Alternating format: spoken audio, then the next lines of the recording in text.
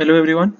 तो अब हम डिस्कस करने वाले हैं आज का problem of the day Geeks for Geeks पे जो आज आया है 11 जुलाई 2023 को।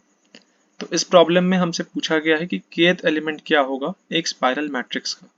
तो एक मैट्रिक्स दिया हुआ है बेसिकली, उसमें हमें स्पाइरल ट्रैवर्सल करना है और kth एलिमेंट बताना है कि क्या होने वाला है। ठीक है, तो इस सवाल को समझते हैं, दो अप्रोच से समझेंगे। तो पहले हम चलते हैं सवाल को समझते हैं। तो एक मैट्रिक्स दिया हुआ है n रोज m कॉलम्स का। तो इसका मतलब स्क्वायर मैट्रिक्स नहीं है, ऑल्दो एग्जांपल्स में हमें स्क्वायर मैट्रिक्स देखने को मिल रहा है, बट हम स्क्वायर मान के नहीं चल सकते हैं। तो एक स्क्वायर मैट्रिक्स नहीं है, n और n रोज m कॉलम्स का एक मैट्रिक्स दिया हुआ है और हमारा टास्क है kth एलिमेंट को निकालना, जो कि ट्रेवर्स करते हुए मिलेगा हमें स्पाइरली। स्पाइरल ट्रेवर्सल का मतलब क्या हुआ? स्पाइरल का मतलब बेसिकली हम लोग क्या समझते हैं स्पाइरल से? जब एक स्पाइरल ट्रेवर्सल की बात करते हैं तो वो कुछ इस तरह से होता है कि हम ऐसे करके एक स्पाइरल में घूमते चले जाते हैं, है ना। तो ये जो स्पाइरल हो रहा है यहाँ पर, इसी स्पाइरल ऑर्डर में हम लोगों को एरे में ट्रैवर्स करना है। हमें स्टार्टिंग पॉइंट हमारा ये है, तो हम बेसिकली इस मैट्रिक्स का स्टार्ट से ऐसे जाएंगे और एक तरह से स्पाइरल में घूमते हुए इस मैट्रिक्स के सारे एलिमेंट्स को प्रोसेस करेंगे। ठीक है, तो इस तरह से हम इसमें मूव करने वाले हैं, जो कि हम आगे इस एग्जाम्पल में ही देखेंगे। ठीक है, तो अब हमें क्या करना है, इसको ऐसे मूव करना है। तो बेसिकली आप अगर ऑपरेशन समझें तो इसी से हमारा क्वेश्चन सॉल्व हो जाता है कि हमें पहले राइट जाना है, फिर हमें नीचे जाना होगा, फिर हमें लेफ्ट जाना है, फिर हमें ऊपर जाना है, और अब हमें यही चार चीज़ रिपीट में करनी है। ठीक है, तो अब हम इसको समझते हैं पहले और एग्जाम्पल से ही कि कैसे क्या एक्सपेक्टेशन है हमारी। तो 4x4 का अगर ये एरे है और हमें 10th एलिमेंट चाहिए, तो हम अगर सिंपली निकालने की कोशिश करें, first second third fourth fifth sixth seventh eighth ninth 10th element हमें क्या मिल रहा है यहाँ पर? 13 मिल रहा है। ठीक है, तो 13 जैसा कुछ 10th एलिमेंट मिल गया। तो अब इसका रिजल्ट देख लेते हैं क्या होगा, आउटपुट 13 होगा। एक्सप्लेनेशन जो हमने किया वही है, 1 2 3 4 ऐसे करके हम लोग गए काउंट करते हुए, और जहाँ पे 13 मिला उसको हमने आउटपुट बना दिया। और ये स्पाइरल ऑर्डर इन्होंने करके भी दिखाया है, तो सेम ही ऑर्डर है 1 2 3 4 8 12 16 जैसा कि हमने अभी देख लिया, और 10th एलिमेंट इज 30। ठीक है, अब हम आगे बढ़ते हैं। तो हमें क्या देखना है कि अब दूसरा एग्जाम्पल में भी 3x3 का एरे, अगर फोर्थ एलिमेंट पूछा गया तो फर्स्ट सेकेंड थर्ड और ये फोर्थ एलिमेंट हमारा यहाँ पर हमें मिल जाएगा। आउटपुट हमारा क्या हो जाएगा?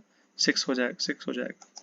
तो अब हम सिंपली इसका सोल्यूशन समझते हैं, अप्रोच समझते हैं कि हम इसको कैसे अप्रोच करने वाले हैं। तो हमारे अप्रोच में हमने टाइम कॉम्प्लेक्सिटी ऑफ n×m वाली रखी है पहले अप्रोच में। तो दो अप्रोचेज जैसा मैंने आपको बताया, मैं दो अप्रोचेज आपको बताने वाला हूँ। तो पहले अप्रोच में n×m की टाइम कॉम्प्लेक्सिटी है, स्पेस कॉम्प्लेक्सिटी O(1) है। तो हमें क्वेश्चन में n×m का स्पेस यूज करने के लिए दिया गया है, लेकिन हम इसको O(1) में ही कर लेंगे, क्योंकि जो स्पेस जिस मैट्रिक्स में है इससे ज़्यादा हमें स्पेस नहीं चाहिए। हम एक दो वेरिएबल्स बस डिक्लेयर करेंगे, और वो वेरिएबल्स क्या है वो मैं आपको बताता हूँ। तो हम इस वेरिएबल इसमें डिफाइन करेंगे बाउंड्रीज। तो हमें जो वेरिएबल्स चाहिए वो हमारी होंगी बाउंड्रीज। किस चीज़ की बाउंड्री? बेसिकली एक मिनिमम बाउंड्री, एक मैक्सिमम बाउंड्री, दोनों लेफ्ट और राइट के लिए। इसका मतलब क्या है? तो अगर आप एक मैट्रिक्स को देखें, किसी भी मैट्रिक्स को अगर आप लें एग्जाम्पल के तौर पे, तो वो एक तरह से आप जैसे सिंपल कोई ग्राफ भी समझता होगा तो वो इसी तरह समझता है कि इसको हम लोग 0 0 से शुरू करते हैं, और इसको हम जो भी हमारा m×n है ऐसे बढ़ा के चलते हैं। ठीक है, तो इस एक्सेस पे हम बढ़ते जाते हैं और इस एक्सेस पे भी बढ़ते जाते हैं। तो हमारा ये अगर हम मान लें कि लेफ्ट है, ठीक है, और ये हम मान लें कि राइट एंड है, तो हम लेफ्ट का मिनिमम वैल्यू लेने जा रहे हैं, ठीक है, और हम राइट का भी मिनिमम वैल्यू लेने जा रहे हैं यहाँ पर। ठीक है, तो ये हमारा लेफ्ट और राइट का मिनिमम हो गया, और दोनों का ही मैक्सिमम कहाँ मिल जाएगा हमें? लेफ्ट का मैक्सिमम यहाँ मिल जाएगा, राइट का मैक्सिमम यहाँ मिल जाएगा। ठीक है, और अगर हम इसकी बात करें, अगर इस पॉइंट की बात करें, तो यहाँ पे हमें क्या देखने को मिलेगा? ये हो जाएगा क्या हमारा? ये हो जाएगा राइट का मैक्सिमम लेकिन लेफ्ट का मिनिमम। लेफ्ट तो हमारा लेफ्ट वाला क्या है? लेफ्ट हम लोग इसको मान रहे हैं, है ना, और ये हमारा राइट है। ठीक है, तो हम लेफ्ट का मिनिमम ये है, लेफ्ट का मैक्सिमम ये है, राइट का मिनिमम ये है, राइट का मैक्सिमम ये है, कि हम राइट में जा रहे हैं, और ये हमारा लेफ्ट है। या इसको आप अप डाउन भी मान सकते हैं, वो आपके ऊपर नोमेनक्लेचर आप कैसे करना चाहते हैं वो है। तो मूविंग राइट, फिर जैसा कि मैंने आपको बताया moving down, moving left, and finally moving up. ये 4 स्टेप में हमें काम करना है। मिनिमम मैक्सिमम बाउंड्रीज डिफाइन कर दी, और एक बार ये करने के बाद क्या होगा, हमें बाउंड्रीज को अपडेट करना पड़ेगा, क्योंकि हम ऑलरेडी जिसको विजिट कर चुके हैं अब उसको दोबारा तो विजिट नहीं करना है। अब हम अंदर वाले रेक्टेंगल में जाएंगे।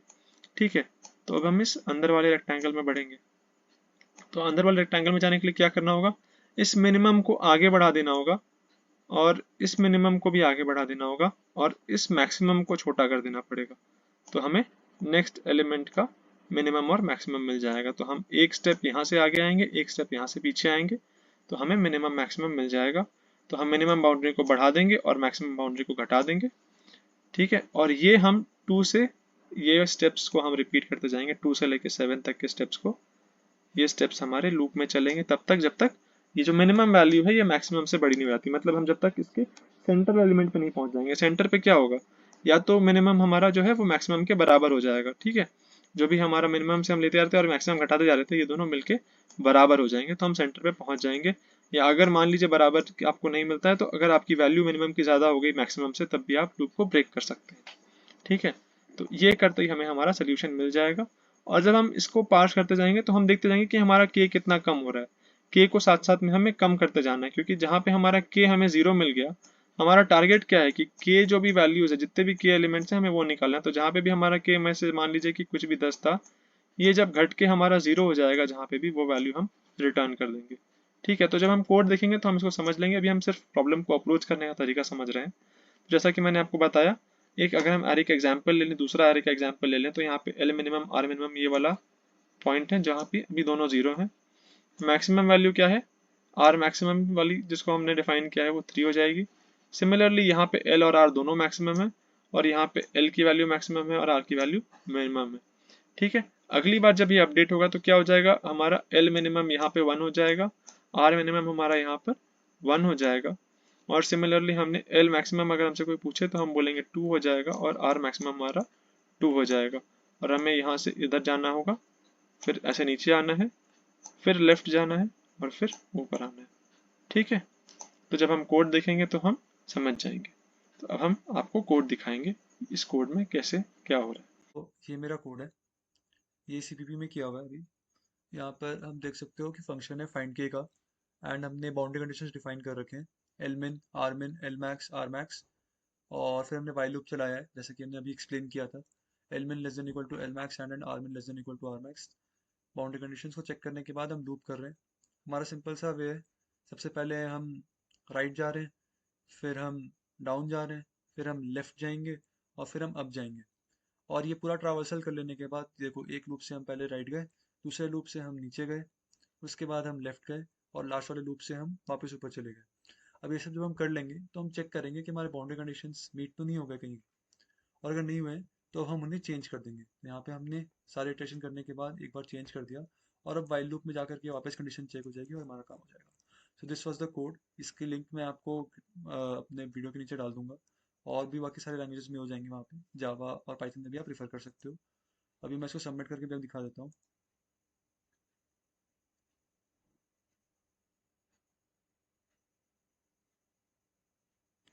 सो ये करेक्ट सबमिशन हो गया। मैंने और भी कई अप्रोचेस से इसको किया था, तो जो दूसरा अप्रोच है उसकी भी मैं लिंक डाल दूंगा, वो आप देख लेना। Okay, thank you. अब हम देखते हैं इसी प्रॉब्लम को सॉल्व करने का एक और ऑप्टिमल अप्रोच, एक दूसरा अप्रोच जो मैं आपको देने जा रहा हूँ। ये बहुत ही आसान अप्रोच है, और बहुत ही आसान तो नहीं कहूँगा, लेकिन हाँ, ये एक ऐसा अप्रोच है जो आपको बहुत ही ऑप्टिमाइज्ड अप्रोच देता है इस प्रॉब्लम को सॉल्व करने का। हम time complexity of n cross m को ऑफ n प्लस m में ले आ रहे हैं, और स्पेस कॉम्प्लेक्सिटी हमारी maximum of m comma n हो जाएगी। Maximum of m comma n इसलिए क्योंकि हम नंबर ऑफ लेयर्स गिनने वाले हैं। तो m में ज्यादा लेयर्स होंगे या n बड़ा होगा, दोनों में से जो बड़ा होगा हमें उतनी जगह चाहिए होगी। तो बेसिकली हम इस अप्रोच में क्या करने वाले हैं, हम इस अप्रोच में नंबर ऑफ एलिमेंट्स की बेसिस पे चलेंगे। जब हमें नंबर ऑफ एलिमेंट्स पता चल जाएगा एक पेरिफेरी में हर लेयर के, तो हम लेयर बाय लेयर, जैसे अनियन को कैसे पील करते हैं आप जैसे अनियन को पील करते होंगे तो आपने देखा होगा कि हाँ, एक लेयर निकाला बाहर वाला, फिर उसके अंदर वाला लेयर देखा, फिर उसके अंदर वाला लेयर देखा, तो हमें भी तो यही करना है। और अगर हमारी k की वैल्यू इतनी बड़ी है, k की वैल्यू अगर हमारी बहुत बड़ी है, तो इसका मतलब क्या है कि हमें एक मतलब ज्यादा लेयर्स की ज्यादा ज्यादा अंदर जाना पड़ेगा। हमें बाहर वाली लेयर्स में वाली वैल्यू नहीं मिली, फिर अंदर वाली लेयर्स में देखना पड़ेगा, फिर और अंदर वाली लेयर्स में देखना पड़ेगा। तो जितना बड़ा k होगा हमारा, जितना हमारा k बड़ा होगा, उतना हमारा वैल्यू, उतना हमें अंदर जाना पड़ेगा, राइट। तो उतना हमें लेयर्स को पील करना पड़ेगा, उतने लेयर्स के आगे हमें बढ़ना पड़ेगा।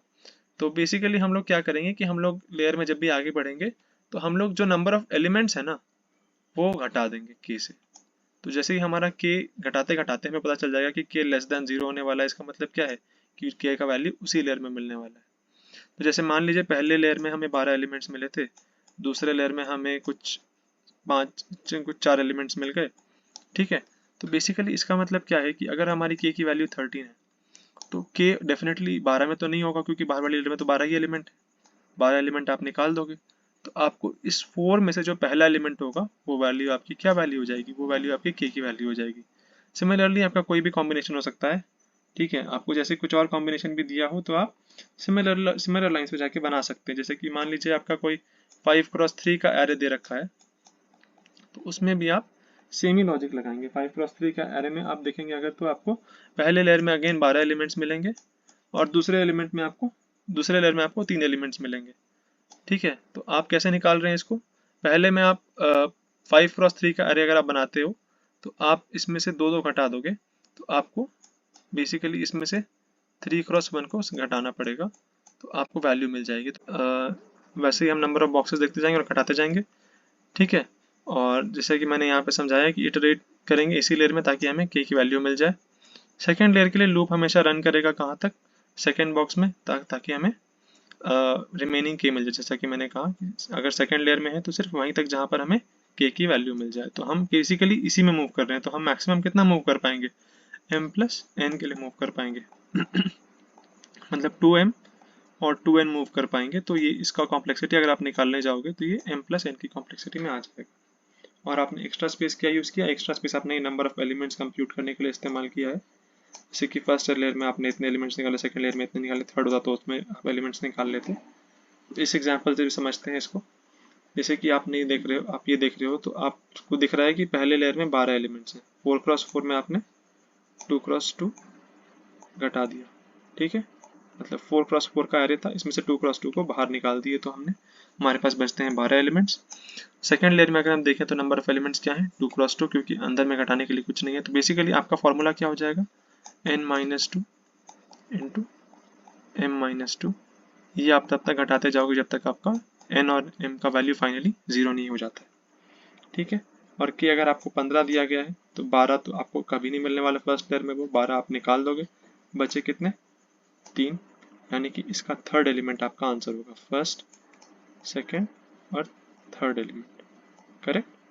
तो आप इस थर्ड एलिमेंट को अपना फाइनल आंसर मार्क कर दोगे, आप रिटर्न कर दोगे जहाँ पे भी आपको ये एलिमेंट मिल जाएगा।